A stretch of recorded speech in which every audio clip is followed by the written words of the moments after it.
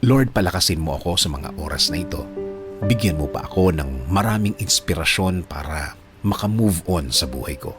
Ako ngayon, Lord, ay nakalubog sa isang problema na hindi ko lubos maisip kung bakit dumating sa aking buhay ito.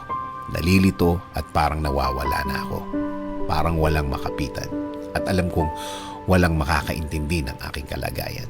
Bigyan niyo po ako, Panginoon, ng guidance para malaman ko kung ano ang dapat kong gawin at kung ano ang dapat isipin. Ibigay niyo po sa aking daan ang mga taong tutulong sa akin at maging tamang impluensya sa aking buhay.